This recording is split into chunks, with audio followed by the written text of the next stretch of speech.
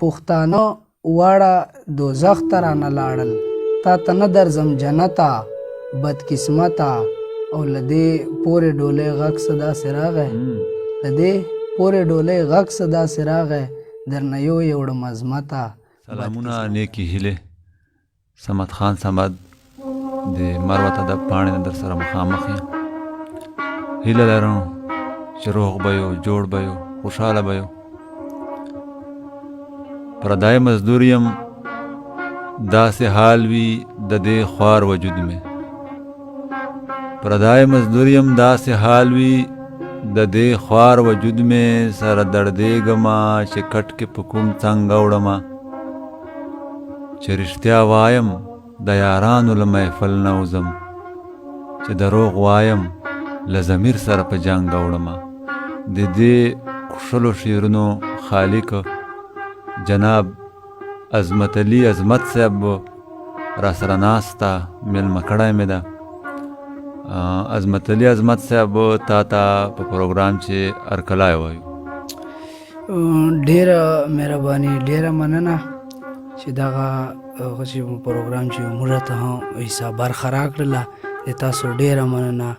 او زه د دغه کوم کار تاسو شروع کړی دی دغه ډېره هغه کوم چې ستاینه کوم چې دغه د پښتو ادب د خدمت دپاره یو ډېره لوی هغه ده. ډېره مننه چې موږ ته مو په دغه چې برخه راکړله، ډېره مهرباني. د تا یو جهان مننه. عظمت علي عظمت صاحب د موږ ته دا ووایي چې دی کوم جي ده، عمر یې چوره ده، تعلیمي زده کړې چوره دي وغیره وغیره. بهرحال کیسه اوږده ده خو په لنډو الفاظو چې درته وکړي. زه خو کلی مو شاخ کلي خان ده، عمر خو به مې دغه یو باندې 20 کالی، تعلیمي زده کړې خو مې 10 مې پاس کړی ده. او دغه نام مې پوره عظمت الله ده په شناختي چې، خو زه عظمت علي عظمت کلمي نام مې دغه ده.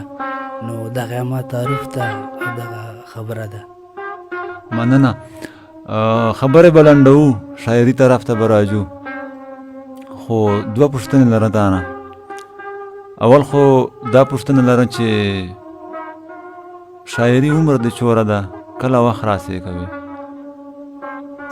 شاعري خو تقریبا ډېر ټیم به نه کېږي، تقریبا 5-6 کاله به کېږي، داسې وخت به کېږي چې دغه نه بس موږ شعر کوي. شعر خو سره ډېر له وخته نه سړي ته خوند ورکوي، یا داسې ټکه بوکه بقیا چېرته، خو لکه کوم چې سړی به مستقل کوم هغه شروع کړي نو هغه به تقریبا 5-6 کاله به کېږي. بله مې دا پوښتنه وه تاسې نه چې دا تا شاعري زارو وخت په وخت چېرته که نه شاعري دې ډېره په خر لګېږي، عمر دې کچه ده او شاعري دې په خر لګېږي، وجه څه ده؟ بس خو دومره پخه خو به نه وي صمد خان صاحب، خو بهرحال لا به تاسو خپله مینه وي او د خلکو مینه ده چې ګوري بیا چاته به خوند ورکوي. نو دومره پخه خو به زه وایم چې نه وي، خو بهرحال دغه شاعري ده او دغه ذهن. مننه. الله دې وکړي چې خدای نوره پخه کړي. شعرو طرف ته به راځو، تاسې نه به شاعري اورو، مزدار غزل به ورته پیش یه زما خواره قسمته بدقسمته، یه زما خواره قسمته بدقسمته، هر سمه وها پلته بدقسمته. او یو شعر چې ته قایل شوې د خیبر د شاعرانو، ته قایل شوې د خیبر د شاعرانو، مروت نه منې مروته بدقسمته. او ته قایل شوې د خیبر د شاعرانو، مروت نه منې مروته بدقسمته. د حسد په غیش وویشتلی هر چا، د حسد په غیش وویشتلی هر چا، یې زما د شعر شهرته بدقسمته. د حسد په غیش وویشتلی هر چا، یې زما د شعر شهرته بدقسمته. او پښتانه واړه دوزخ ته رانه لاړل، پښتانه واړه دوزخ ته رانه لاړل، تا ته نه درځم جنته بدقسمته. پښتانه واړه دوزخ ته رانه لاړل، تا ته نه درځم جنته بدقسمته. او لدې پورې ډولۍ غږ څه داسې راغی لدې پورې ډولۍ غږ څه داسې راغی درنه یوړم عظمته بدقسمته.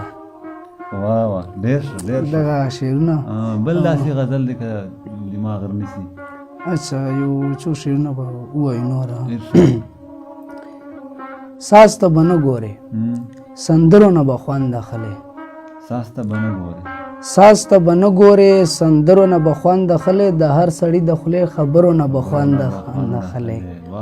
او که د احساس د آینې ټوکړې د یوړې له منځ که د احساس د آینې ټوکړې د یوړې له منځ نو دا مې واوره له ملګرو نه به خوند اخلې. مننه جی مننه. که د احساس د آینې ټوکړې د یوړې له منځ نو دا مې واوره له ملګرو نه به خوند اخلې. او تا که ترلاسه کړل اشنا زما د مینې پیریان تا که ترلاسه کړل اشنا زما د مینې پیریان سم جادوګر بسې منترو نه به خوند اخلې. او یو شعر چې شعر د صمد خان چې که زورور شوې دا کمزوري له تا خوند اخلي. که زورور شوې دا کمزوري له تا خوند اخلي. کمزوری شی زورورو نه به خوند اخلي. که زورور شوې دا کمزوري له تا خوند اخلي. که زورور شوې دا کمزوري له تا خوند اخلي. کمزوری شی زورورو نه به خوند اخلي. او په دې وطن به داسې وخت عظمته خدای راولي. په دې وطن به داسې وخت عظمته خدای راولي. بیرې به نه خورې له ګورګورو نه به خوند اخلي. ډېره مننه. په دې وطن به داسې وخت عظمته خدای راولي. بیرې به نه خورې له ګورګورو نه به خوند اخلي. یو څو شعرونه به نور ووایو. نه بس ډېر خو یو څو به ووایو چې بس خو دغسې حساب دی چې ژوندون مې په عذاب دی. بس خو دغسې حساب دی چې ژوندون مې په عذاب دی. ستا له غمه په سینه کې زړه مې ورید لکه کباب دی. په یو لاس کې مې ټوپک دی په بل لاس کې مې کتاب دی. جانان خپله سرکش نه دی خو رقیب خانه خراب دی. جانان خپله سرکش نه دی خو رقیب خانه خراب دی. او له سړي سرمن وباسي هغه ښکلی خو کساب دی. تا د کلي له ژوند کرکه ما د ښار نه اجتناب دی. تا د کلي له ژوند کرکه ما د ښار نه اجتناب دی. او ګیلې مه کوه عظمته له تا زار زما شباب دی. ګیلې مه کوه عظمته له تا زار زما شباب دی. ډېره مننه ډېره مهرباني.